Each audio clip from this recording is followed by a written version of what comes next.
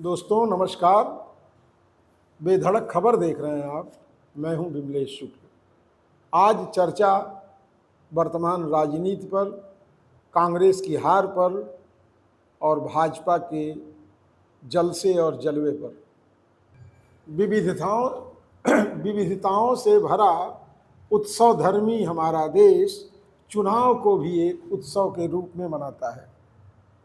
अक्सर आप देखते हैं कि चुनाव परिणाम आने के बाद जीतने वाला दल जहां खुशियां मनाता है और राजकाज चलाने के लिए दांत मांजना शुरू करता है, वहीं पराजित दल या दूसरे लाइन पे खड़े दल इस बात की समीक्षा करते हैं कि इस चुनाव में हार क्यों हुई।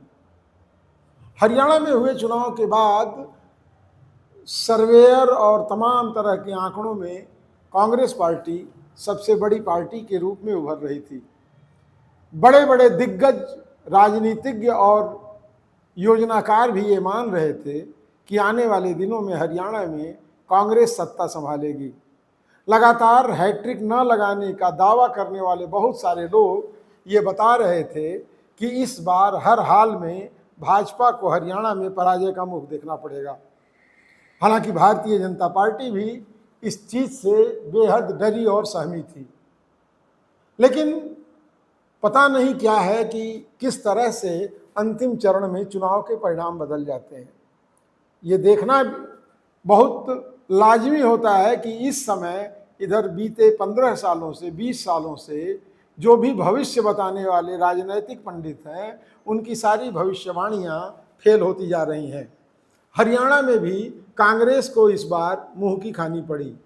हालांकि जम्मू कश्मीर में कांग्रेस तो नहीं जीती, लेकिन कांग्रेस के समर्थन से वहां सरकार बन गई।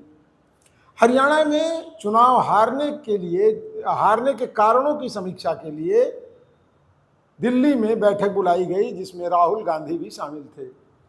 रणनीतिकार राहुल गांधी को लगातार ये समझाने में लगे रहे कि अंतर्कलह और गुटबंदी के चलते हरियाणा में पराजय का मुंह देखना पड़ा। हरियाणा में पराजय के बाद राहुल गांधी भी काफी दुखी और निराश दिखे। चूंकि जिस तरह से राजनीतिक विश्लेषक ये बता रहे थे कि किसी भी हाल में कांग्रेस को पराजित करना कठिन ही नहीं बल्कि असंभव होगा, ये सारे मिथक मतगणना के साथ ही टूटने लगे। हालांकि शुरुआती दौर में कांग्रेस बढ़त पर थी, लेकिन जैसे जैसे सूरज चढ़ता गया, कांग्रेस का सूरज डूबता गया और कांग्रेस सत्ता से बाहर हो गई। गजब बात तो ये है कि रणनीतिकारों की सारी योजनाएं क्यों और कैसे विफल हो रही हैं, इसको कोई बताने वाला नहीं है।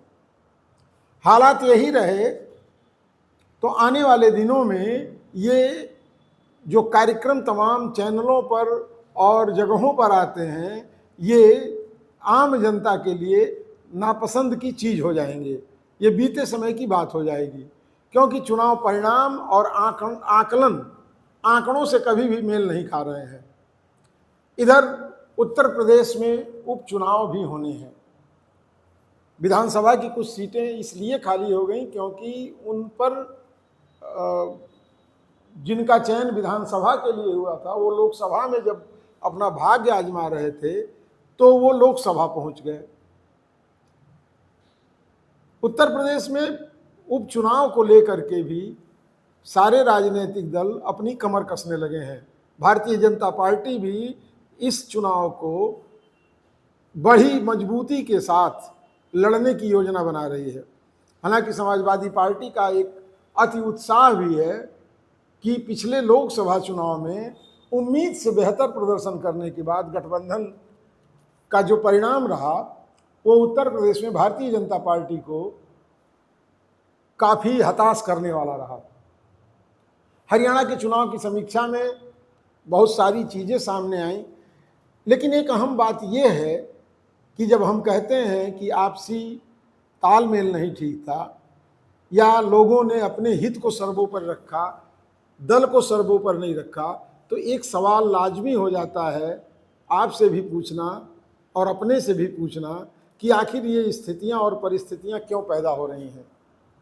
दरअसल बात यह है कि हर आदमी महत्वाकांक्षी है और ऊंचे से ऊंचे ओहदे पर बैठने के लिए हमेशा लालायित रहता है, और इसी लालसा के चलते उसके लिए दल का कोई मायने नहीं है, और इस मायने के खत्म होने के कारण ही बहुत सारे नेताओं की कोई निष्ठा किसी दल के प्रति नहीं है।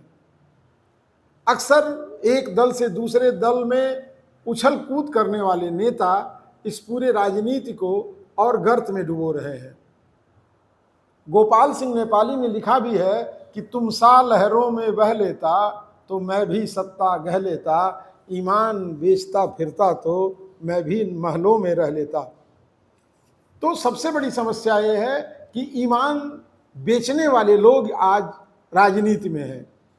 जो आदमी किसी दल का नहीं है और लंबे समय तक किसी दलीय निष्ठा या विचारधारा से नहीं जुड़ा है, वो निश्चित रूप से जनता के सरोकारों से कोसों दूर होगा। इस छोटी सी खबर के साथ ही मैं अपनी बात ख़त्म कर रहा हूँ।